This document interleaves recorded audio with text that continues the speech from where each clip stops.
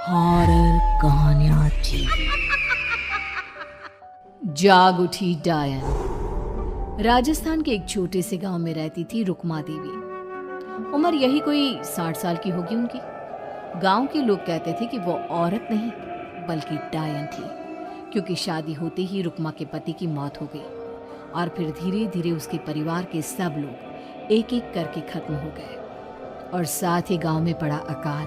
जमीन सूख गई, खेती सूख गई, लोग भूखे मरने लगे। रुक्मा को गांव से बाहर निकाल दिया गया और तब से वो गांव के बाहर झोपड़ी बनाकर रहने लगी। कोई भी रुक्मा के घर के आजू बाजू से गुजरता तक नहीं था। एक दिन गांव के रहने वाले रतन और उसकी पत्नी आनंदी को दूसरे गांव से आते वक्त रात हो गई और अंधेरे में रास्ता भटक के वो रुक्मा की झोपड़ी के पास जा पहुंचे। अरे आनंदी, ये क्या हो गया? हम तो रुक्मा डायन की झोपड़ी के पास आ पहुंचे। अब तो सब बुरा होगा। जल्दी जल्दी से निकल यहाँ से। हाँ जी, सही कहते हैं आप। ये डायन हमको खा जाएगी। जल्दी भागो यहाँ से। तभी रुक्मा झोपड़ी से बाहर आती है। अरे रुको, तुम लोग यहाँ मेरी झोपड़ी में आराम कर लो और देखो, इस रास्ते पर आगे मत जाना। हाँ, हमें आगे जाने से इसलिए रोक रही है ना, ताकि हमें मार डाले तू? अरे ना ना, मैं तो तुम्हारी जान बचाना चाहती हूँ। मेरी बात तो सुनो। डर की वजह से आनंदी और रतन वहां से भाग जाते हैं, लेकिन फिर अगले दिन गांव में खबर फैलती है कि रतन और आनंदी ने अपने घर में फांसी लगाकर आत्महत्या कर ली। वजह क्या थी किसी की समझ में नहीं आया। अगले दिन गांव में जोर का तूफान आया और भयानक तरीके से किसी के रोने की आवाज गूंजने लगी। अरे भाई, लगता है उस डायन रुक्मा ने गांव पे काला जादू कर दिया है। हाँ भाई, मुझे भी ऐसा ही लग रहा है।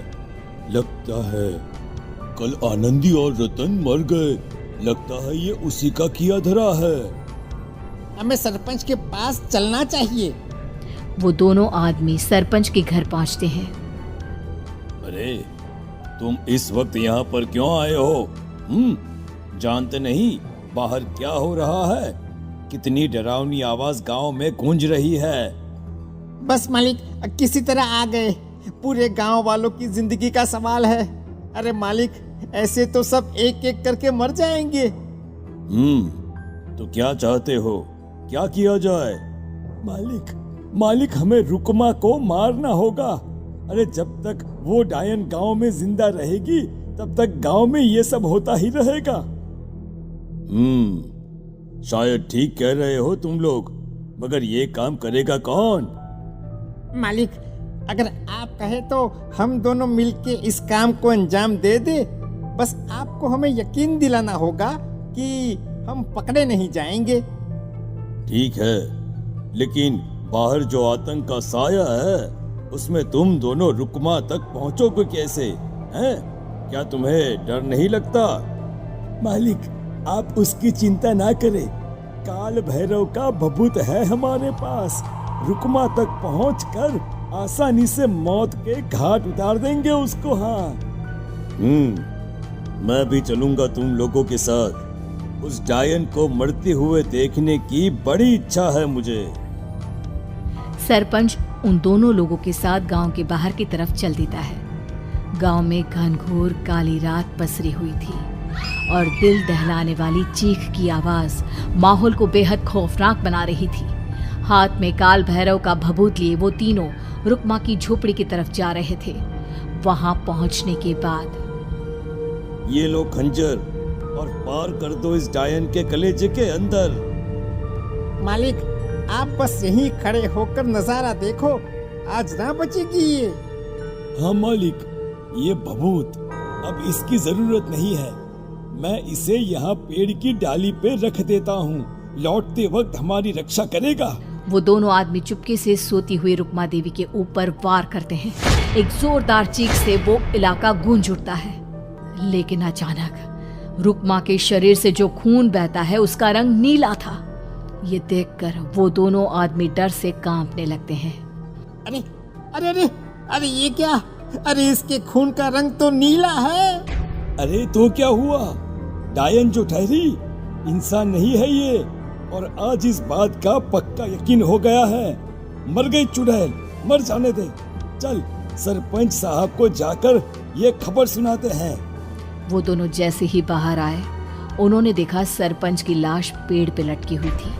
ये देखकर वो दोनों डर के मारे चीखते हुए वहां से भागे, लेकिन तभी एक बेहद डरावनी औरत उनके सामने आकर खड़ी हो गई। कहाँ जा रहे हो? तुम्हें क्या लगा किसी का खून करके बच जाओगे तुम? कौन हो तुम? कौन हो? हमने तो डायन को मारा है, कुछ गलत नहीं किया भाई। वो डायन नहीं थी, वो इस गांव की रक्षा कर रही थी। तुम कौन हो? और तुम्हें कैसे पता वो कौन थी? उसने रतन और आनंदी को मार डाला। रतन और आनंदी को मना किया था रुक्मा ने इस रास्ते से आगे जाने से, पर वही दोनों माने नहीं, और उन दोनों ने मुझे देख लिया था, इसलिए उनका मरना तो तय था। क्या मतलब तूने मारा था? और हम समझ रहे थे कि रुक्मा ये सब कर रही है। अरे वो तो मेरे कब्जे में थी, रोज अपने खून का चढ़ावा देकर इस गांव को बचा रही थी, तभी तो उसका खून नीला पड़ गया था। लेकिन तुमने तो उसे मारकर मेरा काम आसान कर दिया। अरे नहीं नहीं, हम नहीं मानते कि ये सच है। नहीं मानते तो बताओ सरपंच कैसे मरा फिर? क्योंकि उस वक्त तो तुम लोग रुक्मा को मार रहे थे ना, जवाब दो। हाँ, बात तो सही है। इसका मतलब इसका मतलब अब तुम लोगों ने अपनी मौत को खुद दावत दी है, क्योंकि जो तुम लोगों को बचाने की कोशिश कर रही थी वो तो अब रही नहीं। अरे लेकिन कौन है वो जो हम लोगों को मारना चाहता है? आत्मा, रुक्मा के घर वालों की आत्मा। वो लोग कोई आम आदमी नहीं, खूनी भेड़िए थे, और रुक्मा ने उनका ये राज जान लिया था। रुक्मा के अंदर शक्तियां थी जिसके चलते उसने उन सबको खत्म कर दिया। क्या? अरे लेकिन पूरा गांव तो समझ रहा था कि रुक्मा अपने घर वालों को खा गई। खा रुक्मा नहीं, मैं गई। क्योंकि असली डायन मैं हूँ, और अब कोई नहीं बचेगा इस गांव में, कोई नहीं। भागो तुम दोनों। वो दोनों आदमी पागलों की तरह भागते हुए गांव पहुंचते हैं। वहां देखते हैं कि पूरा गांव खुद की नदी बन चुका था। हर तरफ लाशें ही लाशें पड़ी थी, और रुक्मा के मरे हुए घर वाले उन लाशों को खा रहे थे। कुछ देर के बाद उन दोनों का भी वही हाल हुआ।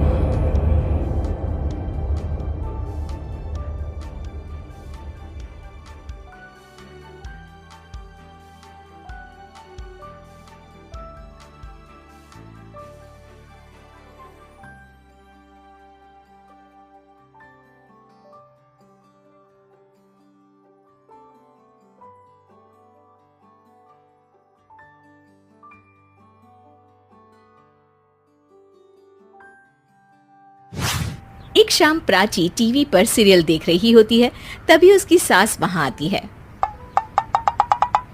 अरे सीरियल में तो ऐसे मग्न है जैसे आज रात का खाना पड़ोसी आकर बनाएंगे। मुझे पता ही नहीं था आपने अपने बेटे की शादी पड़ोस में भी की हुई है। हैं? मतलब?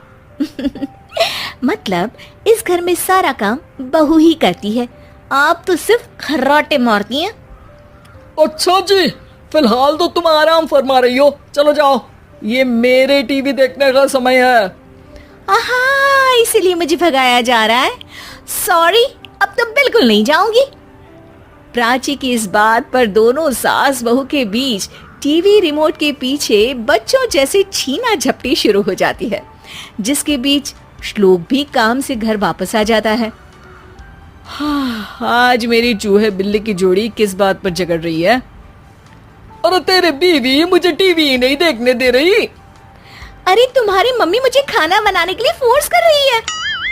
अरे वाह, ऐसे बेतुके रीजन पर तो बच्चे भी झगड़ा नहीं करते। अरे मुझे कुछ मत बोल, सब इसने ही शुरू किया है। हाँ हाँ, जैसे आप तो बहुत दूध की धूली है ना। अरे बस दोनों चुप। प्राची जाओ खाने की तैयारी करो, और माँ तुम छोड़ो, तुम्हें क्या बोलूं, शांति से अपना सीरियल देखो, मुझे दोबारा लड़ने की आवाज सुनाई नहीं देनी चाहिए। ऐसा बोलकर श्लोक वहां से चला जाता है, जिसके पीछे पीछे प्राची भी कुछ न कुछ बड़बड़ाते हुए रसोई में चली जाती है। हाँ हाँ, सासू जी को तो कुछ बोलेंगे ही नहीं, बस मुझ पर ही हुक्म चलता है, खाना बनाओ, जैसे मैं इनके घर में खाना बनाने के लिए आई हूँ।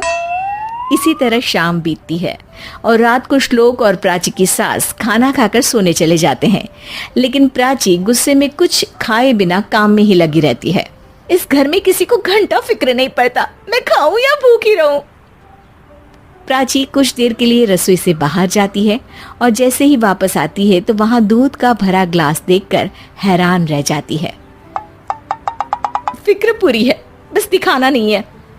प्राची दूध पीकर सोने चली जाती है और अगली सुबह एक बार फिर सास बहू का कार्टून नेटवर्क स्टार्ट हो जाता है। ये तुमने ही किया है। अरे अजीब जबरदस्ती है, मैं बोल रही हूँ मैंने कुछ नहीं किया। दोनों ने मिलकर पूरे घर को पागल खाना बनाया हुआ है। यहाँ कोई नॉर्मल इंसान तो रह ही नहीं सकता, इसीलिए अब पड़ोसी क्या रिश्तेदार भी घर आने से कतराते हैं। और सुन बेटे, तू भी चंगा, तेरी माँ भी चंगी, तेरी बीवी भी चंगी, रिश्तेदार। हाँ जी, आपको नहीं पता क्या, गंगाधर ही शक्तिमान है, रिश्तेदार ही। हाँ हाँ बस समझ गया। कभी जानवरों जैसे लड़ेंगी तो कभी जुगलबंदी करेंगी। भाई मैं आप दोनों के बीच में नहीं फंसना चाहता। सास बहू की इस मनमौजी जोड़ी से परेशान होकर श्लोक अपना सिर खुजलाता वहां से चला जाता है। चलो अब मैं भी कीर्तन में जा रही हूँ। इस पर जैसे ही सास कमरे में अपना पर्स लेने जाती है तो वहां नाश्ते की प्लेट रखी देख मुस्कुराने लगती है और नाश्ता करके घर से बाहर निकलते हुए कुछ पैसे टेबल पर रख जाती है, जिसके कुछ देर बाद सिलेंडर वाला घर आता है। ओ मुरी मैया, मैं सिलेंडर के बारे में तो बिल्कुल भूल ही गई थी। घर खर्च के सारे पैसे भी मम्मी के पास है और श्लोक से बोला तो उल्टा 4 बात सुनाएंगे। प्राची ये सोच ही रही होती है कि अचानक उसका चेहरा चमक उठता है और वो घर में आकर इधर उधर देखने लगती है। तभी उसकी नजर टेबल पर रखे पैसों पर पड़ती है, जिन्हें वो सिलेंडर वाले को दे देती है। ये सब श्लोक देख लेता है। अच्छा बेटे, इतना बड़ा घोटाला, सबके सामने मैं तेरी दुश्मन और पीठ पीछे तेरी मेरी यारी। इस पर श्लोक एक प्लान बनाता है और शाम को सब एक साथ बैठे होने पर बोलने लगता है। माँ, तुम दोनों की बहुत लड़ाई होती है, इसलिए मैं सोच रहा हूँ कि प्राची को उसके घर छोड़ाऊं, इससे वो भी खुश रहेगी और तुम भी। अचानक श्लोक की ये बात सुनकर सास बहू शौक से उसकी तरफ देखती है। अरे ऐसे कैसे घर छोड़ाओगे, मुझे कहीं नहीं जाना। अरे तुमने बोला नहीं पर मैंने सुन लिया, तुम्हें मम्मी के साथ रहना अच्छा नहीं लगता, मुझे पता है। अरे वो अरे, जब बहू खुद कुछ काम बोले तो वो तुझे सुनता नहीं, और अब जो इसने बोला ही नहीं वो तू समझ गया। जब उसे नहीं जाना तो फिर जबरदस्ती क्यों कर रहा है? अच्छा, फिर आपको मौसी के घर छोड़ाता हूँ। बस अब आप दोनों एक घर में एक छत के नीचे नहीं रह सकती। मैं इस टॉम एंड जेरी की जोड़ी को और नहीं झेल सकता। है? ऐसे कैसे नहीं रह सकते? तुम्हें इतनी दिक्कत है तो तुम्हारा बोरिया बिस्तर पैक कर देती हूँ, लेकिन मम्मी जी कहीं नहीं जाएंगी। बिल्कुल यही सुनना था मुझे। अगर दोनों में इतना ही प्यार है फिर हर वक्त ये लड़ाई का नाटक क्यों करती हो? देखा मैंने कैसे माँ किचन में दूध रखती है और तुम उनके लिए कमरे में नाश्ता रखती हो, और कैसे वो पहले ही तुम्हारी दिक्कत समझकर घर में पैसे रखकर बाहर जाती है। अरे भाई, इतना ड्रामा तो डेली सोप में भी नहीं होता जितना तुम दोनों ने इस घर में फैलाया हुआ है।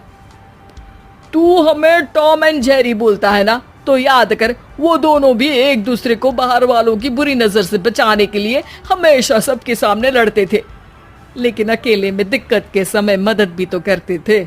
बस हमारा रिश्ता भी कुछ ऐसा ही है। और वैसे भी अगर सास बहू में तू मैं नहीं होती तो दुनिया वालों को कहानियां कैसे मिलेंगी?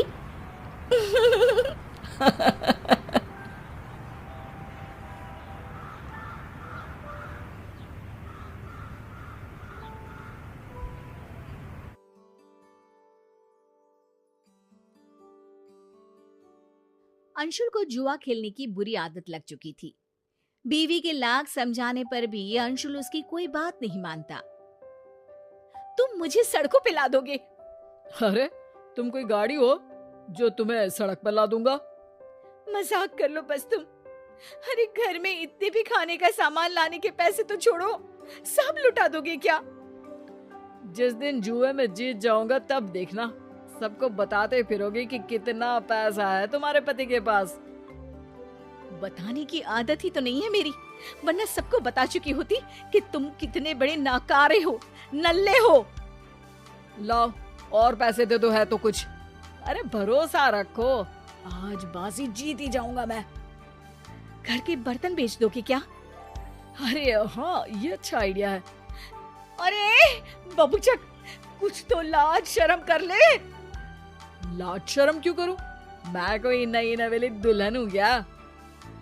जितनी इधर उधर की बातें कर लेती हो ना, उतनी मेहनत करोगे तो ठीक रहेगा। ऐसे ही चलता रहा तो मैं धमकी मत दो मुझे। बड़े बड़े लोगों के साथ जुआ खेलता हूँ, मुझे छोड़ने में नुकसान तुम्हारा ही है। मुझे तो बहस ही नहीं करनी, मैं पैसा नहीं देने वाली, बात खत्म। अंशुल वहां से चला जाता है। कुछ दिनों बाद घर पे कुछ गुंडे आते हैं। कहाँ है वो अंशुलवा? वो तो कहीं गए हैं, सुबह से गायब है। हमेशा के लिए गायब हो जाएगा वो, उसे समझा लेना। उसने हमसे पैसे लिए थे और अब लौट आने के टाइम मिस्टर इंडिया खेल रहा है। वो आएंगे तो मैं बता दूंगी। और तुम क्या बताओगी? उसे पता ही चल जाएगा कि घर में आंधी आई थी। हम घर के सामान का वो हाल करेंगे कि अंशुल की तो रूह कांप जाएगी। घर का सामान मेरा है, अंशुल ने आपसे पैसा लिया था, आप उससे बात करिए ना। तो उसकी पत्नी नहीं है क्या? काश नहीं होती। गुंडे की आवाज सुन के मोहल्ले के लोग अपने घर से ताका झाकी करने लगते हैं। ठीक है, हमारे धंधे का उसूल है, हम औरत के सामने कोई गड़बड़ नहीं करते। पर अंशुल दिखा ना तो वो सिंगल पीस में घर नहीं आएगा। ऐ चलो रे। रीमा ये बात बताए तो किसे बताए। वो नहीं चाहती थी कि कोई उसके पति को बुरा भला कहे। शाम को अचानक रीमा का भाई घर आ जाता है। अरे अर्जुन, तू बता दिया होता। अरे दीदी, सरप्राइज जैसी भी कोई चीज होती है, मैं जीजाजी और तुमको सरप्राइज देने आया हूँ। तभी अंशुल भी वहां आ जाता है। अरे हाँ साले साहब, कैसे हो? साला भी बोल दो और साहब भी बोल दो, गाली भी दो और पुचकार भी दो। बहुत स्मार्ट हो गए हो जीजू। अरे साला तो रिश्ते का नाम है। और बताओ क्या चल रहा है? काम तो बहुत अच्छा चल रहा है, मेहनत का पसीना अब चमक रहा है। मैंने घर वालों की ईएमआई चुका दी, नई कार दिलवा दी उनको, और इस सब के बाद अब मैं घर खरीदने का जुगाड़ कर रहा हूँ। अरे बस यार, थोड़ी और मेहनत करोगे तो अंबानी फोन लगा के तुमसे टिप्स लेने लगेगा। रीमा, तुमको हंसने पे पाबंदी है क्या? अंदर आओ, कुछ बात करनी है। अंशुल और रीमा अंदर चले जाते हैं। कुछ गुंडे आए थे, पैसे मांग रहे थे। मोहल्ले के लोगों ने भी देखा। अब तुम मेरा घर से बाहर निकलना भी बंद करवा दोगे क्या? अरे तुम्हारा भाई आया है इसलिए कुछ बोल नहीं रहा हूँ। मेरा मूड ऑफ मत करो। अरे मूड ऑफ कर रही हूँ? वो गुंडे तुमको ही ऑफ कर देंगे, धमकी देकर गए हैं। बस नेगेटिव बातें करवा लो तुमसे। दिन भर से गायब क्यों थे? इतने पॉजिटिव हो तो घर रह के उनका सामना करते। तो क्या करूं? तुम भी तो पैसे नहीं दे रही थी, बाहर से लेने पड़े मुझे। पैसे तुम जुआ खेलने के लिए मांगते हो, कोई महान काम नहीं करते पैसों से। मेरी बात मानो अंशुल, ये सब छोड़ दो। हम अपनी एक दुकान खोल लेंगे, पैसे बनाएंगे, मेहनत से कमाएंगे। तुम सही कह रही हो, लेकिन दुकान खोलने में भी तो पैसा लगता है ना। थोड़ा इंतजार करते हैं, मैं घर से कोई छोटा बिजनेस कर लेती हूँ, पैसे आ जाएंगे तो दुकान भी खुल जाएगी। एक काम करो ना, तुम्हारे भाई से पैसे ले लो, उसके पास तो बहुत है। पता नहीं वो देगा कि नहीं देगा, मैं तो नहीं मांग सकती। अंशुल उसी वक्त बाहर जाके अर्जुन से कहता है, अब साले साहब, मुसीबत के समय भाई ही बहन की मदद करता है। हमारी हालत थोड़ी तंग चल रही है और पैसों की सख्त जरूरत है, दुकान खोलनी है। हम सोच रहे थे कि मेरे पास बहुत ज्यादा पैसे तो नहीं है जीजू, पर 2 लाख तक कर दूंगा, पर 1 महीने बाद लौटा दीजिएगा प्लीज। अरे सब ठीक रहा तो 1 हफ्ते में ही लौटा दूंगा। अंशुल अर्जुन से पैसे लेता है और बाहर चला जाता है। देखिए, सबसे पहले उधारी चुका देना, अब और कोई घर ना आए। अंशुल अपनी धुन में निकल जाता है, सीधे जुए खेलने वाली जगह पर। अरे अंशुल, आज कितने की बाजी? 2 लाख। देख ले भाई, तेरे तारे सही नहीं चल रहे। ये पैसे मेरे साले अर्जुन के हैं, उसके तारे तो अच्छे चल रहे हैं। ये बाजी जरूर जीतूंगा मैं। अगले दिन सुबह रीमा घंटी की आवाज से जागती है और दरवाजा खोलती है। पूरी रात कहाँ थे तुम? एक खुशखबरी है, मुझे मेरे पिताजी ने भी 1 लाख रुपए दे दिए। अरे वाह, यानी अब हमारे पास पूरे 3 लाख रुपए हैं। नहीं, एक ही है। 2 लाख की बाजी हार गया ना कल रात में। अर्जुन भी जागा हुआ था, उसने सारी बातें सुन ली थी। रीमा रोने लगती है। तुमसे शादी करके मेरी जिंदगी की लंका लग गई है। अरे पैसे ही तो है, हाथ का मेल है ये तो। जीजा जी, बहुत हो गया आपका नाटक, अब दीदी आपके साथ नहीं रहेगी। हम अपनी बहन को जुए के दांव पे नहीं लगा सकते।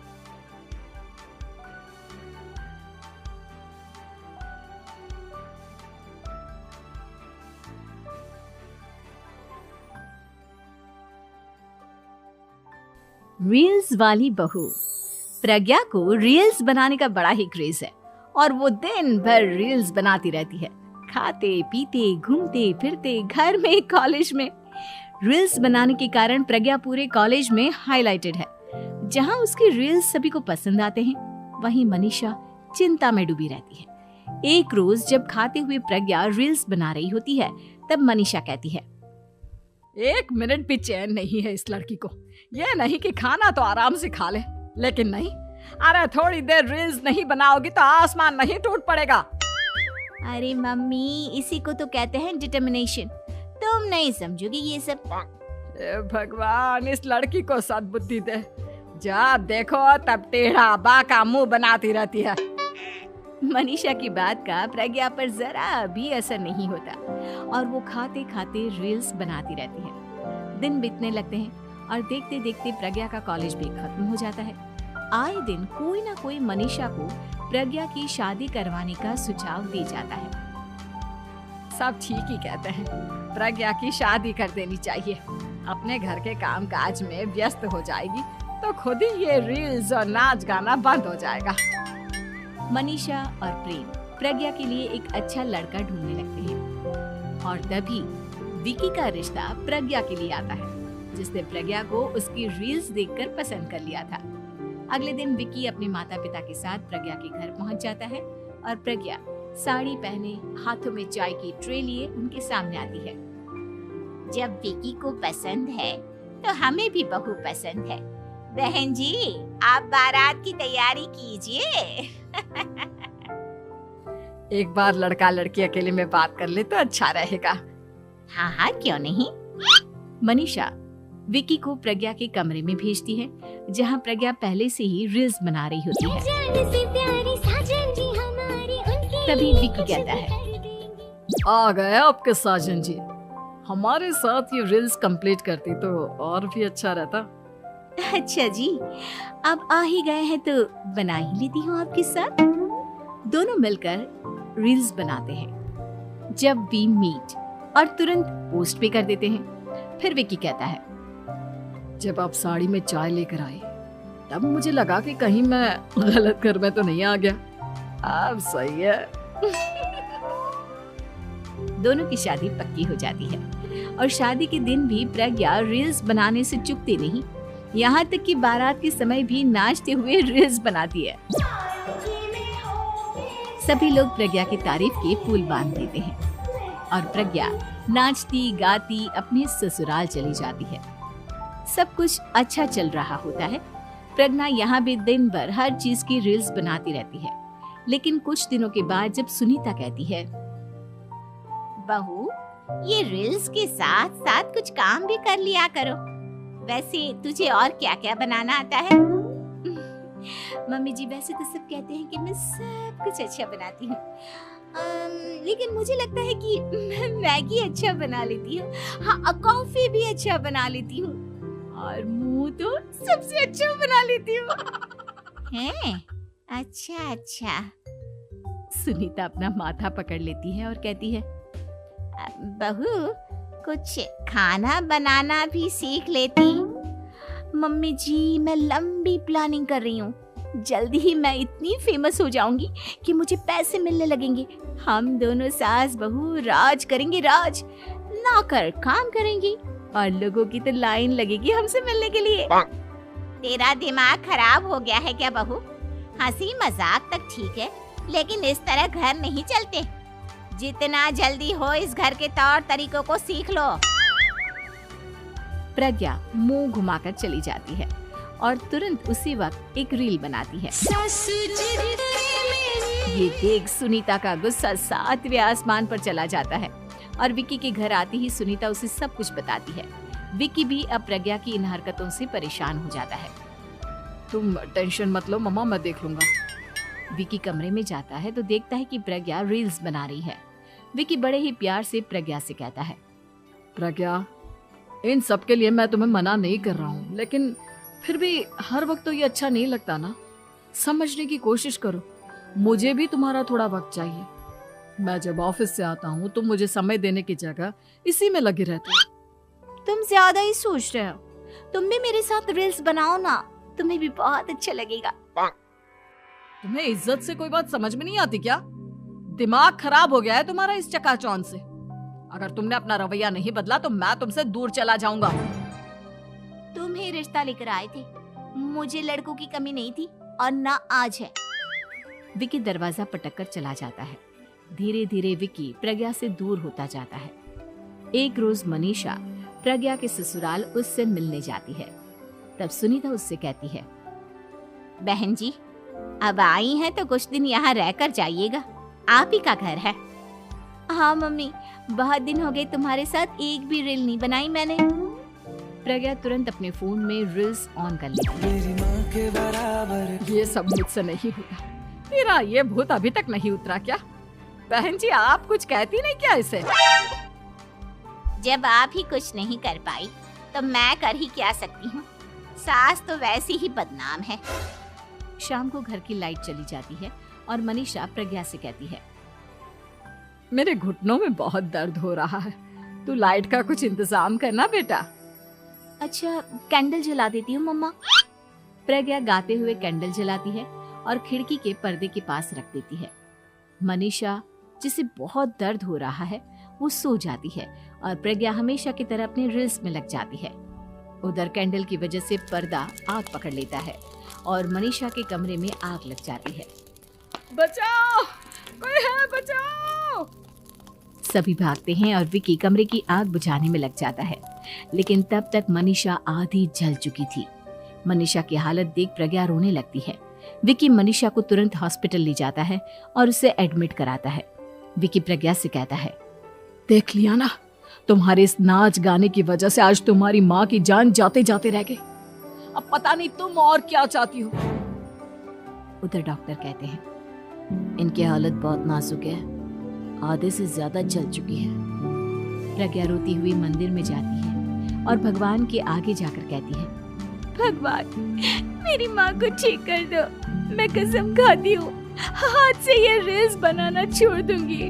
बस मुझे मेरी माँ वापस मिल जाए। 2 दिन बीत जाते हैं और मनीषा खतरे से बाहर आ जाती है। पेशेंट अब ठीक है, आप लोग उनसे मिल सकते हो। सब कोई मनीषा से मिलता है और प्रज्ञा सबके सामने अपना फोन तोड़ देती है। मुझे माफ कर दो मम्मा, मैंने तुम लोगों की बातों को नजरअंदाज किया। बेटा, कोई भी चीज जरूरत से ज्यादा खराब है। मैंने तुम्हें रील्स बनाने से कभी मना नहीं किया, लेकिन हर वक्त एक ही चीज तो सही नहीं है। मैं समझ गई हूँ मम्मा, आई एम सॉरी। प्रज्ञा उस दिन से रील्स बनाना छोड़ देती है और पूरी तरह से अपने घर में लग जाती है।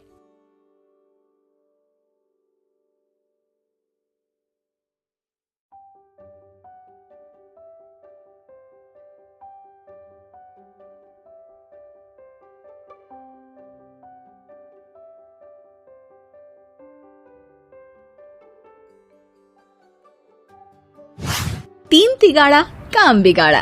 3 बहुओं के रवैये से सासू माँ बहुत परेशान थी। दरअसल बात ये थी कि तीनों बहुओं में किसी बात को लेकर अनबन हो गई थी। तब से ही तीनों एक दूसरे से मुंह फुलाए रहती थी। ना कोई सीधे मुंह किसी से बात करती, ना किसी का कहना मानती। पड़ोसी भी इस बात को जानते थे और जाने कैसे कैसे बातें भी करते। इसीलिए सासू माँ ने तीनों बहुओं को तुरंत अपने कमरे में बुलाया। मैं कई दिनों से देख रही हूँ, तुम तीनों अलग अलग सारे काम कर रही हो। ये सब नहीं चलेगा, तीनों को मिलकर ही काम करना पड़ेगा। सास की बात सुनकर एकदम से बड़ी बहू बोल उठती है। नहीं मम्मी जी, मैं इन दोनों के साथ कुछ नहीं कर सकती। मैं इस घर की बड़ी बहू हूँ, फिर भी ये मेरा कहना बिल्कुल भी नहीं मानती। अरे जेठानी जी, जानबूझकर मुझे डबल काम करवाती है आप। और छोटी मुझसे टेढ़े मुंह ही बात करती है। इन दोनों के बीच हमेशा सैंडविच बन जाती है मेरी, और मैं हमेशा आलू की तरह बीच में मसली जाती हूँ। मम्मी जी, इन दोनों को लगता है कि मैं छोटी हूँ तो इनके पैरों तले दब जाऊंगी, लेकिन नहीं, मेरा भी उतना ही अधिकार है जितना इन दोनों का है। बड़ी आई दोनों मेरी चुगली करने के लिए, मुझे क्या कम समझ रखा है। तीनों बहू एक दूसरे से बहस करने लगती है और सास दोबारा ये देखकर टेंशन में आ जाती है और सबसे कहती है, चुप हो जाओ, अब से तुम तीनों सारे काम एक साथ करोगी। आंख बंद करके एक दूसरे की बात सुनोगी। तुम तीनों इस बात को गांठ बांध लो, वरना अगली छुट्टियों में तुम्हारा अपना मायके जाना कैंसिल। सास की बातें सुनकर डर के मारे तीनों हामी भर देती हैं। जी मम्मी जी, मैं समझ गई। हाँ मम्मी जी, जैसा आप कहें।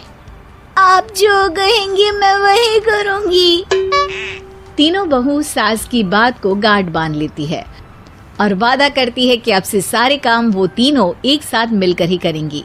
ये सब देखकर सास खुश हो जाती है और वहां से चली जाती है। नीचे जाकर वो देखती है कि घर में शर्मा जी आए हुए होते हैं। सास जोर से आवाज लगाकर कहती है, अरे बहू, जरा चाय बनाकर तो लाना, शर्मा जी आए हैं। सास की बात सुनकर तीनों बहू तुरंत किचन की ओर भागती है और चाय बनाना शुरू कर देती है। मुझे तो एकदम मसाले वाली कड़क चाय पसंद है, तो हम शर्मा जी के लिए मसाले वाली चाय ही बनाएंगे। अरे नहीं दीदी, गर्मी के मौसम में मसाला चाय कौन पीता है? मैं तो शर्मा जी के लिए इलायची वाली चाय ही बनाऊंगी। ये कैसी बात कर रही हैं आप दोनों? मेरी मम्मी ने सिखाया है कि मेहमान को ज्यादा दूध और शक्कर वाली चाय देनी चाहिए, वरना वो घर वालों को कंजूस समझते हैं। तो मैं तो शर्मा जी को ऐसी ही चाय दूंगी। तीनों बहुएं अपने अपने तरीके से चाय में शक्कर, मसाला, पत्ती सब डाल देती है। उबलने के बाद तीनों मिलकर चाय बाहर लेकर जाती है और शर्मा जी और सासू माँ को देती हैं। चाय पीने के बाद शर्मा जी सासू माँ को देखकर शर्मा जाते हैं और शर्मिंदा महसूस करते हैं कि आखिर उन्होंने चाय पीने के लिए हामी क्यों भरी। सासू माँ भी चाय पीना शुरू करती है और कहती हैं, अरे बहू ये कैसी चाय बनाई है? चाय है या मीठे दूध की बासुंदी? हाँ, चाय अच्छी नहीं लगी क्या? कोई बात नहीं, हम पराठा बनाकर लाते हैं। चलो चलो अंदर। हाँ हाँ चलो। हाँ आती हूँ मैं भी। नहीं नहीं, मेरा पेट चाय नहीं चौपट कर दिया वही काफी है। पराठे से पोपट नहीं करवाना, मैं तो चलता हूँ। शर्मा जी चुपचाप पतली गली से निकल जाते हैं। अगले दिन सास बहुओं से कहती है, अरे बहू, जाओ जाके ऊपर के गेस्ट हाउस की सफाई कर दो। कल हमारे यहाँ मेरे दूर के रिश्तेदार आने वाले हैं, तो पूरे कमरे को चमका देना, समझी? तीनों बहू सास की बात को मानकर ऊपर सफाई करने चली जाती हैं और तीनों कमरे की सफाई चालू कर देती है। बड़ी बहू मकड़ी के जाले साफ करती है, तो बीच वाली झाड़ू लगाना और छोटी वाली सर्फ डालकर जमीन धोना शुरू कर देती है। अरे दीदी जिठानी जी, अभी मैंने पूरी फर्श धोई और आप फिर से धूल नीचे गिरा रही हैं। और मछली जिठानी जी, आप बिना झाड़ू की धूल यहाँ छटक रही हैं। अरे तीनों को साफ करना है, एक साथ सफाई करते हैं ना। अरे वही तो, हम साथ साथ हैं, घर साफ साफ है।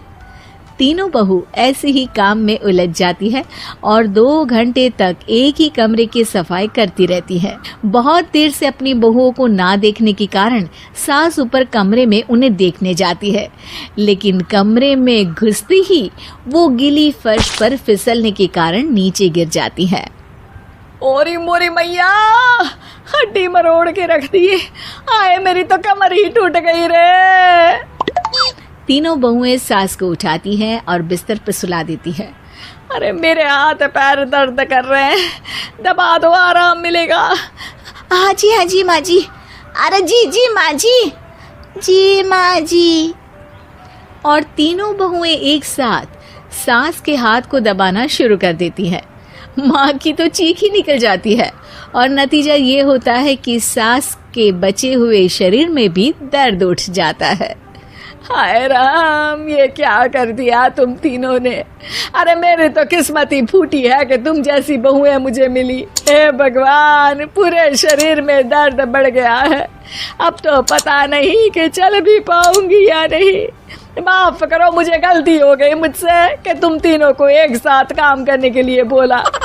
सोचा था तीनों मिलके अच्छे से काम करेगी, लेकिन बड़े बुजुर्ग सही कहते थे कि 3 तिगाड़ा काम बिगाड़ा। तुम लोगों ने ये बात ना आज साबित करके दिखा दी। तुम तीनों को तो समझाना यानी मानो भैंस के आगे बीन बजाना है। तुम्हें अकेले अकेले काम करना है ना, तो अब से तुम अकेले ही अपना अपना काम करो। तीनों बहुएं वहां से जाने लगती है। अरे कहाँ जा रही हो? आप ही ने तो कहा कि अपना अपना काम करो, तो मुझे मुल्तानी मिट्टी लगानी है। अरे मुझे भी तो नेल पॉलिश लगानी है। मुझे ना मेहंदी लगानी है। सास अपना सर पीट लेती है और कहती है, अरे मुझे भी लगाना है कुछ। क्या माँ जी? क्या माँ जी? क्या माँ जी?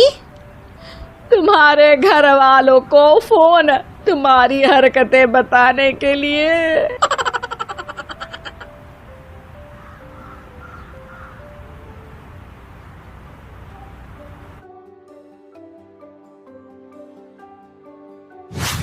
एक शाम प्राची टीवी पर सीरियल देख रही होती है, तभी उसकी सास वहां आती है।